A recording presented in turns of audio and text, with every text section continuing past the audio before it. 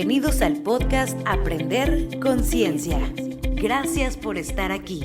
Bienvenidos al episodio 11 de Aprender Conciencia. Hoy vamos a platicar de la hipoacusia en niños con el doctor Juan Carlos Cisneros Lesner. Él es otorrinolaringólogo y cirujano en el Hospital Ángeles del Pedregal de la Ciudad de México. Juan Carlos, ¿cómo estás? Hola, muy buenos días. Muchas gracias por la invitación. Muy contento de estar con ustedes. Mil gracias por tu tiempo. Hoy quiero platicar un poco de la hipoacusia en niños porque hace poco tuve como invitada a Rosy Larrea, quien es cofundadora del programa Escuchar Sin Fronteras. Y de hecho ella me recomendó contigo para platicar de esto más adelante. Ahorita quiero nada más que nos platiques rápido qué hace un otorrinolaringólogo muy general. De manera general, el otorrinolaringólogo es el encargado del tratamiento de los padecimientos del oído, nariz, garganta, y la especialidad también involucra todo lo que es cirugía de cabeza y cuello. Es decir, por ejemplo, problemas en la glándula tiroides, la laringe, entre algunas otras cosas. Realmente una de las partes más importantes de la otorrinolaringología es la parte de otología. Y existe también una alta especialidad o una subespecialidad en otología y neurotología, que es la cirugía compleja del oído, del nervio facial y de los trastornos del vértigo, con mucho enfoque también en rehabilitación auditiva. Ah, ok. Hablas de los trastornos del vértigo. No sabía que eso se podía, no sé, operar, ayudar. ¿Cómo funciona? Es correcto. Existen dos especialidades que se encargan sobre todo de manejar los problemas del vértigo.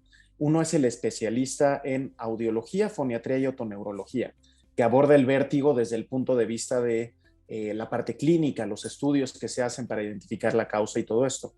La parte terapéutica la puede dar tanto el especialista en audiología y otoneurología como el otorrinolaringólogo, especialmente cuando somos especialistas en esto que se llama neurootología, que somos los otorrinos que manejamos más vértigo. Algunos de los vértigos también tienen tratamiento quirúrgico y eso entra en nuestro campo. Ok. Y hablando de todo lo que te dedicas, oído, garganta, nariz, he oído por todos lados y lo he vivido con mi hijo de 3 años, que ahorita hay muchísimos virus, todos se están enfermando.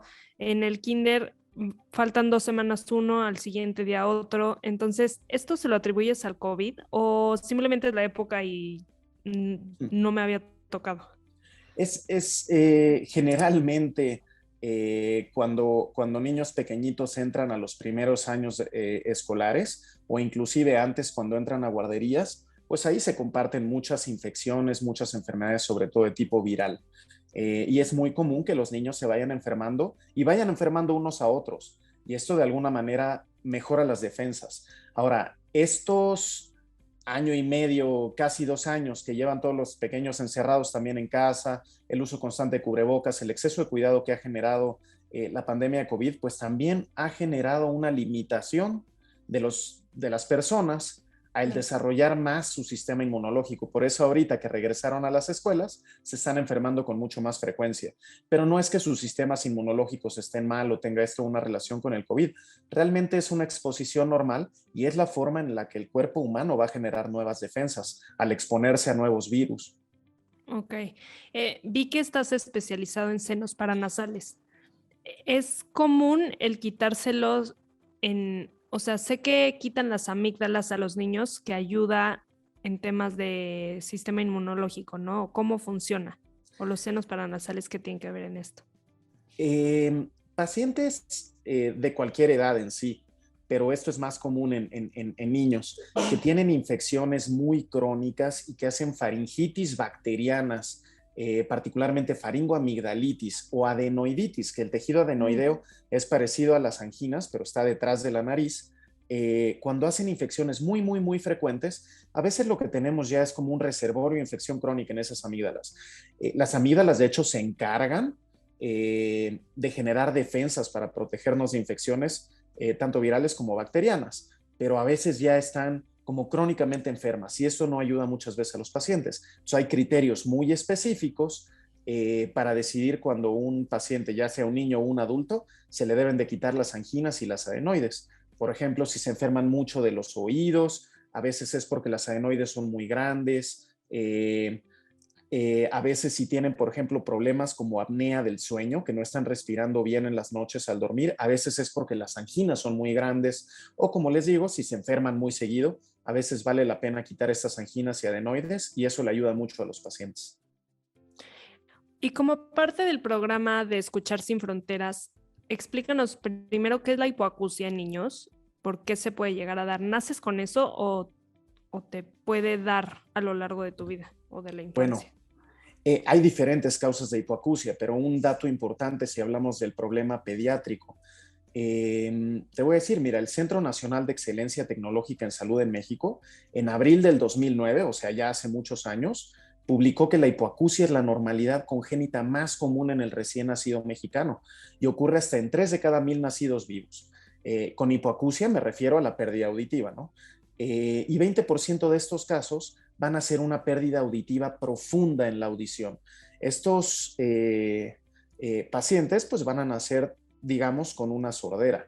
Y el problema también es que el déficit auditivo bilateral permanente durante la infancia genera también un deterioro permanente en el desarrollo del lenguaje y por consecuencia, pues un retraso generalizado en el desarrollo social, ¿no?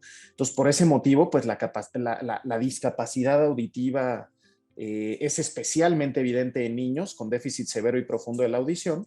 Y para los sistemas de salud, evidentemente, la discapacidad auditiva es de mucha importancia, dado que los costos de atención de un niño con hipoacusia pues son más de 3 veces superiores a Claro. los de un niño normoacúsico, ¿no? Claro, ¿y tú en el programa ayudas a colocar los implantes cocleares? Es correcto. En el programa de Escuchar Sin Fronteras estamos trabajando 3 cirujanos. Los 3 somos especialistas en cirugía del oído y base de cráneo lateral, que es otra subespecialidad, como te decía, de la otorrinolaringología. Nosotros estamos además capacitados de manera muy particular en la cirugía para diferentes tipos de implantes auditivos. Lo que hacemos nosotros entonces es conocer a los pacientes, prepararlos para cirugía, participar en el proceso de evaluación también para ver que sean buenos candidatos, no solo desde el punto de vista auditivo, sino valorar la anatomía que tienen para ver que sea una anatomía favorable para poder poner un implante. Entonces el papel del cirujano pues va antes. Participamos evidentemente realizando la cirugía, colocando el implante coclear y después damos seguimiento también porque los pacientes con implante coclear en alguna etapa del proceso podrían tener algún tipo de complicación y el cirujano está siempre a las vivas para ver que esto nunca ocurra. Porque me platicó Rosy que solamente se permite entrar al programa a partir de los 2 años. Realmente una de las situaciones es que ahorita en el programa de Escuchar Sin Fronteras se está buscando el operar a candidatos que sean óptimos y que tengan los mejores resultados con el implante coclear. Desde hace muchos años en los programas de salud poníamos como una edad limítrofe los 5 años de edad y a la fecha se considera eso. Y es por lo siguiente. Si nosotros implantamos un paciente antes del año 3 meses de edad, es un paciente que va a escuchar gracias al implante coclear muy rápidamente y va a tener un retraso auditivo muy similar, o sea que va a ser mínimo, que va a ser de 1 año. Entonces su audición se va a desarrollar muy parecida a la de sus pares que escuchan bien. Entonces a lo mejor es un pequeñito que lo implantamos al año de edad y a los 3 años lo tenemos en una escuela de normoyentes, gracias al implante. Si nos retrasamos un poco, aproximadamente entre los 2 y los 3 años de edad, seguimos teniendo buenos resultados, pero ya vemos un retraso auditivo mayor, que nos va a hacer que ese chaparrito que empiece a escuchar con el implante tenga ya un retraso auditivo de unos 3 años. Y eso deteriora también su capacidad de desarrollo del lenguaje y otras cosas. Y tenemos niños entre los 3 y los 5 años de edad que se implantan y que son superestrellas y que gracias a un gran apoyo de los papás y de mucha terapia de lenguaje y todo van muy bien. Pero ahí ya empezamos a ver esa zona gris donde algunos niños ya no responden tan bien al implante coclear. Entonces lo ideal es implantarlos posiblemente un poquito antes del año o entre el año y los 2 años. Segundo lugar, si nos llegan niños de 3 años, pues les va a ir bien. Entre los 3 y los 5 años de edad, los resultados ya son un poquito más grises, aunque no necesariamente malos. O sea, el implante les va a ayudar. Yo he tenido pacientes que se llegaron a implantar a los 7 años de edad y que son grandes sorpresas, pero muchos de ellos no son así, ¿no? Y aunque el implante les da acceso a sonidos, ya a veces tenemos que utilizar otras estrategias de lenguaje, como el lenguaje de señas. Ok. ¿Y la hipoacusia tiene... Estos niños son más propensos, como tú dices, a infecciones de garganta o de senos paranasales, todo, la faringitis, lo que afecte que todo esto está conectado, o no tiene nada que ver? No, de hecho no.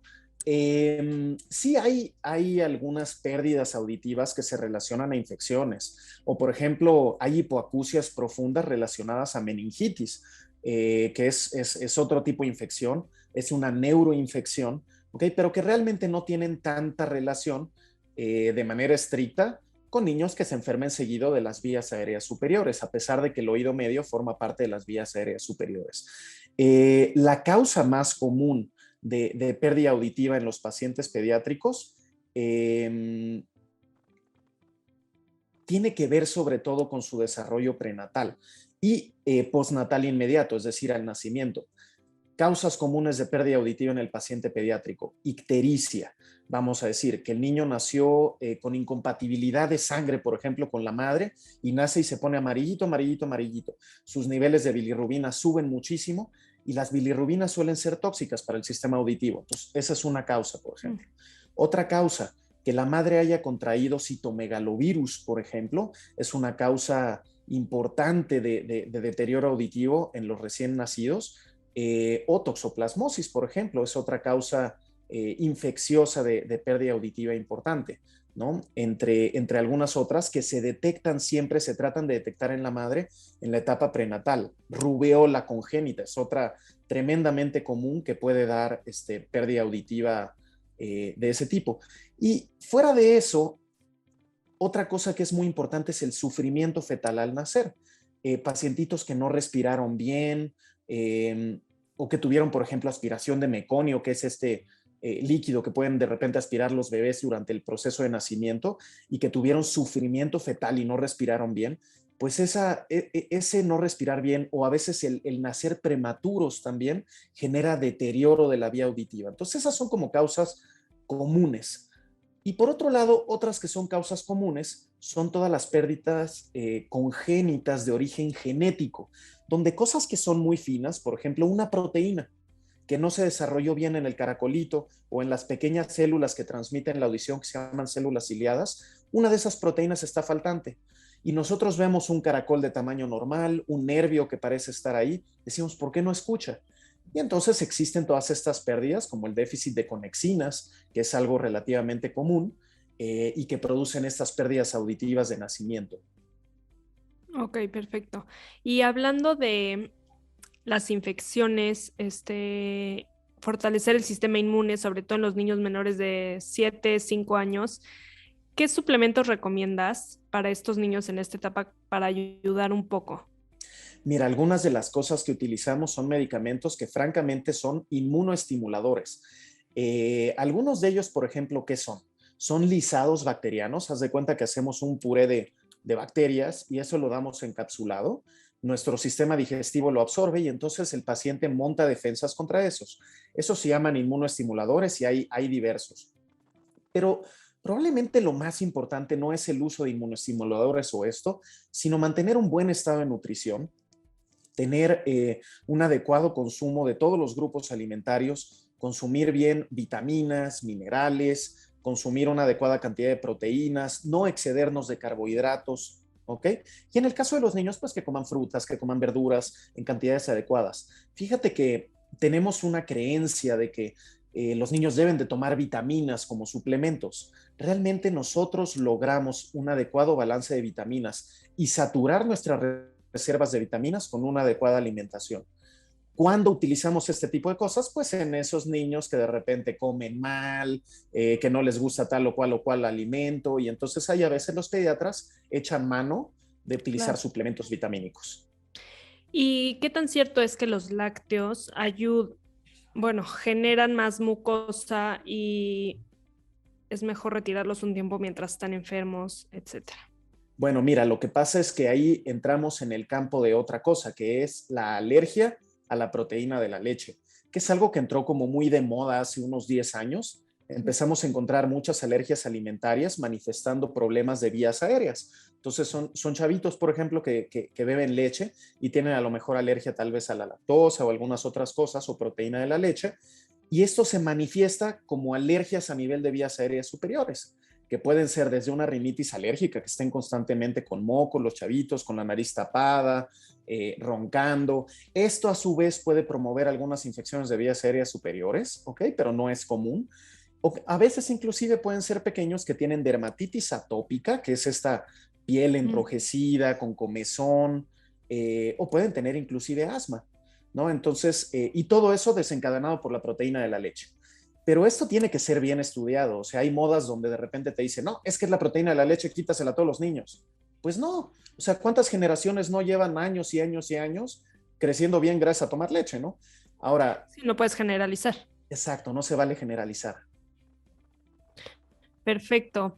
Juan Carlos, te agradezco muchísimo tu tiempo, explicarnos un poco más de la hipoacusia y el sistema inmunológico de los niños, que creo que ahora que se acerca el invierno, las mamás estamos un poco histéricas con los contagios, gripas y demás. María Diego, muchísimas gracias por su tiempo y gracias por invitarme.